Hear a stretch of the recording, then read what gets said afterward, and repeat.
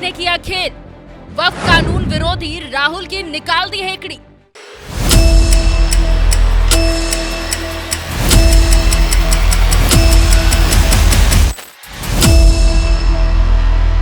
विपक्ष के लगातार भारी विरोध के बावजूद मोदी सरकार ने वक्फ संशोधन बिल संसद से पास भी करवा लिया और पूरे देश में नया वक्फ संशोधन कानून लागू भी कर दिया।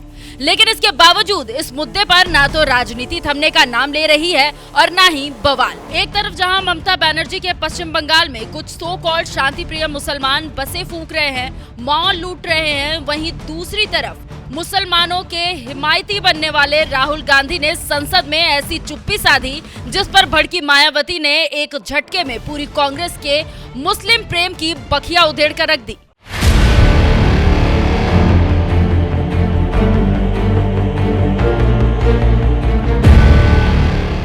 दरअसल मोदी सरकार संसद में जब वक्फ संशोधन बिल लेकर आई थी तो उद्धव ठाकरे, अखिलेश यादव, तेजस्वी यादव, ममता बनर्जी जैसे तमाम विपक्षी नेताओं की पार्टियों ने इसका जबरदस्त विरोध किया था, क्योंकि विपक्षी पार्टियों में खुद को सबसे बड़ा मुस्लिम हितैषी साबित करने की होड़ लगी हुई थी।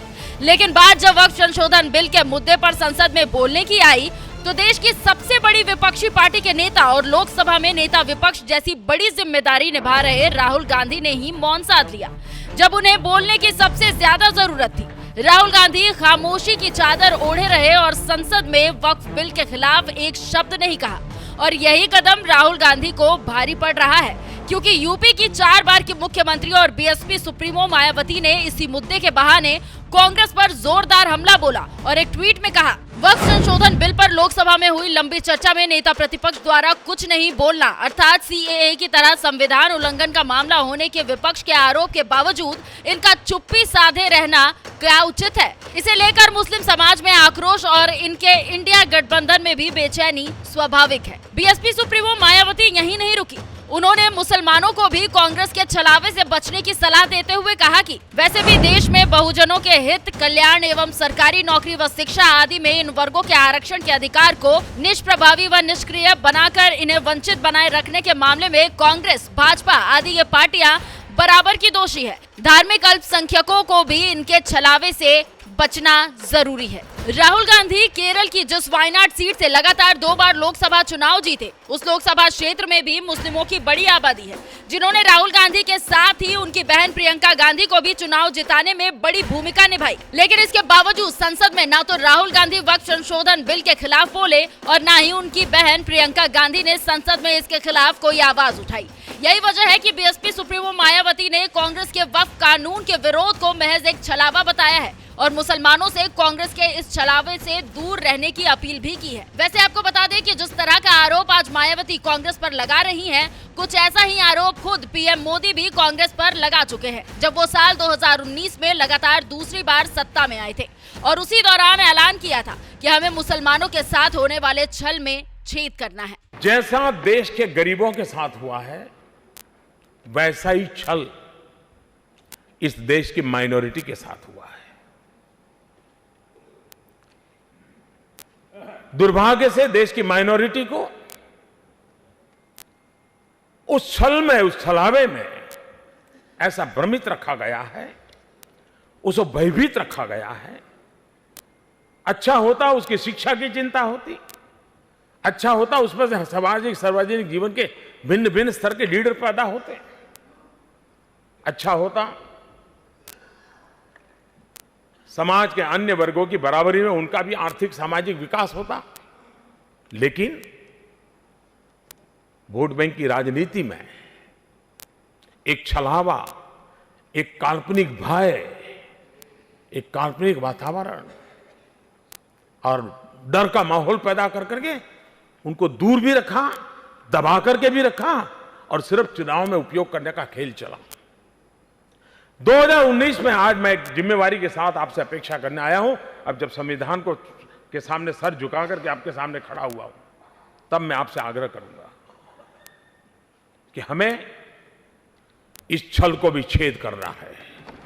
पीएम मोदी का यह बयान बता रहा है कि चाहे 3 तलाक के खिलाफ कानून लाना हो या फिर वक्फ संशोधन कानून लाना हो, मोदी सरकार मुस्लिमों को वोट बैंक की तरह इस्तेमाल करने की बजाय उनकी भलाई के लिए कदम उठाती रही है। लेकिन इसके बावजूद विपक्षी नेता लगातार ये माहौल बना रहे हैं कि मोदी सरकार मुस्लिमों के खिलाफ वक्फ संशोधन कानून लेकर आई है। लेकिन जब संसद में इसके खिलाफ बोलने का वक्त आया तो विपक्षी नेता राहुल गांधी सदन में चुप्पी साधे रहे। वैसे आपको बता दें कि वक्फ संशोधन कानून की तरह सीएए के खिलाफ भी कुछ ऐसा ही माहौल बनाया गया था और अफवाह फैलाया गया था कि इससे मुसलमानों की नागरिकता छीन ली जाएगी। लेकिन हकीकत यह है कि आज तक किसी भी मुसलमान की नागरिकता नहीं गई। इसके बावजूद सीएए विरोधी बवाल की तरह अब वक्फ संशोधन कानून के खिलाफ भी ममता के बंगाल में हिंसा की शुरुआत हो गई है और ये हिंसा कहां जाकर रुकेगी ये तो फिलहाल वक्त बताएगा। वैसे संसद में वक्फ पर चुप्पी साधने वाले राहुल के बहाने मायावती ने जिस तरह से कांग्रेस के मुस्लिम प्रेम की पोल खोली है, इस पर आपका क्या कहना है? अपनी राय हमें कमेंट कर जरूर बताएं। साथ ही गृह मंत्री अमित शाह ने वक्फ संशोधन बिल को लेकर क्या कुछ कहा, आइए आपको सुनाते हैं। अब ध्यान से सुनिएगा मान्यवर, वक्फ परिषद और वक्फ बोर्ड ये 1995 से आए।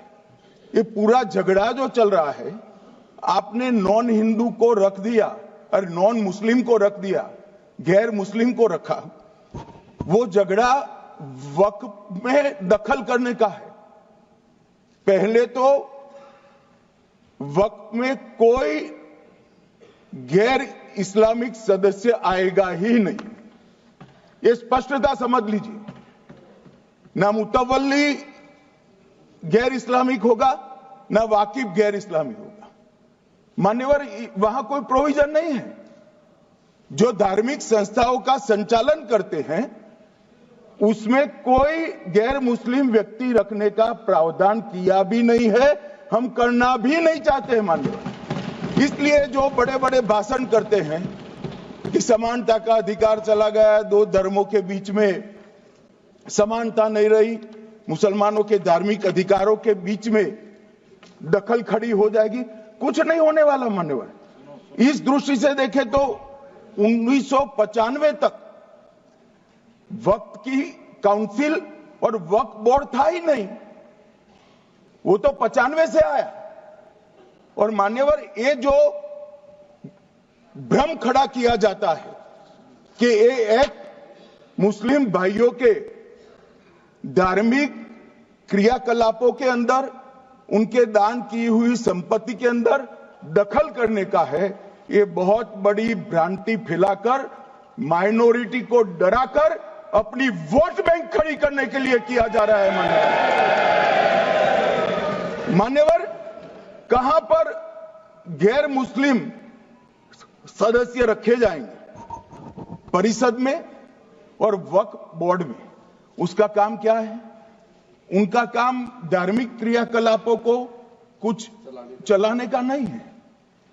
वो शुद्ध रूप से वक्फ का जो कानून, दान के लिए किसी ने दी हुई संपत्ति, उसका एडमिनिस्ट्रेशन अच्छे से चल रहा है नहीं चल रहा है, कानून के हिसाब से चल रहा है नहीं चल रहा है, या तो दान जिस चीज के लिए दिया गया, इस्लाम धर्म के लिए दिया गया, गरीबों के भोजन के लिए दिया गया, गरीबों के उद्धार के लिए, वो उद्देश्य के लिए इसका उपयोग हो रहा है नहीं हो रहा है, इसका नियमन करने का काम है मान्यवर। अब मैं इसको मान्यवर बाकी सारे धर्मों के साथ कंपैरिजन करते हैं और कहते हैं दखल किया है।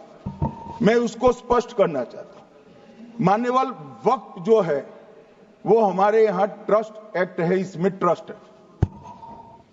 तो ट्रस्ट के अंदर जो ट्रस्ट को बनाते हैं वो ट्रस्टी होते हैं और एक मैनेजिंग ट्रस्टी होते हैं।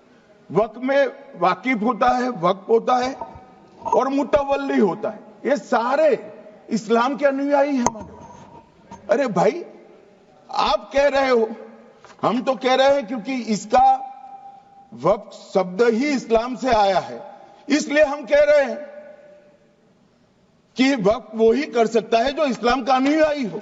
अब आप उसका विरोध कर रहे हो, तो आप तो वक्फ में भी नॉन इस्लामिक आदमी चाहते हो। मान्यवर, क्या कह रहे हैं? हम इसलिए कह रहे हैं कि वक्फ वो ही कर सकता है जो प्रैक्टिसिंग इस्लाम को प्रैक्टिस करता होगा, क्योंकि मान्यवर इसकी उत्पत्ति ही इस्लाम के सिद्धांतों से हुई। अब मान्यवर, वक्फ धार्मिक हुआ, वक्फ बोर्ड नहीं हुआ, वक्फ परिषद भी नहीं हुई। अरे सुनो भाई, मान्यवर ट्रस्ट के अंदर ट्रस्टी जो होते हैं, जो चर्च होगा तो क्रिश्चियन होंगे, पारसी भी होंगे, पारसी के लिए वो ट्रस्ट होगा, तो हिंदू होगा तो हिंदू के लिए। अब चैरिटी कमिश्नर हम कहेंगे कि भाई मुस्लिम क्यों आया? मुझे बताओ, चैरिटी कमिश्नर एक्ट में मुसलमान चैरिटी कमिश्नर बन सकता है या नहीं बन सकता है? उसको ट्रस्ट नहीं चलाना है, उसको चैरिटी के कानून के हिसाब से वो ट्रस्ट चले, उसकी देखरेख करनी है। ये धार्मिक नहीं है, ये धर्म का काम नहीं है मान्यवर, ये एडमिनिस्ट्रेटिव वर्क है। और इसलिए तो फिर चैरिटी कमिश्नर हिंदू होगा तो वो क्रिश्चियनों के ट्रस्ट का कैसे देखरेख करेगा? चैरिटी कमिश्नर क्रिश्चियन होगा तो जैनियों के और हिंदुओं के ट्रस्ट का कैसे देखरेख करेगा? अब बताओ कि सारे ट्रस्ट के चैरिटी कमिश्नर अलग अलग बन, देश तोड़ दोगे आप लोग, तोड़ दोगे। हमने साहब, मैं अभी भी आपके माध्यम से, इस सदन के माध्यम से देश भर के मुसलमान भाइयों बहनों को कहना चाहता हूं, आपके वक्फ में एक भी नॉन मुस्लिम नहीं आएगा। ये एक्ट में ऐसा कोई प्रावधान नहीं। मगर जो वक्फ बोर्ड है और वक्फ परिषद है, उसका काम क्या है? वक्फ की संपत्तियां मान्यवर बेच खाने वाले लोगों को पकड़कर इसके बाहर निकालने का। वक्फ के नाम पर औने पौने दाम में संपत्तियों को 100 साल तक किराए पे देने वाले लोगों को पकड़ना है।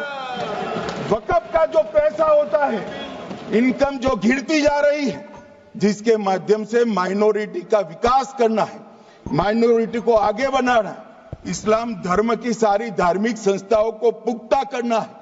ये पैसा जो चोरी होता है ना, उसको पकड़ने का काम वक्फ बोर्ड, वक्फ परिषद करे। और मान्यवर वो चाहते हैं कि इनके राज में जो मिलीभगत चली वो चलती रहे। ये नहीं चलेगी, ये नहीं चलेगी।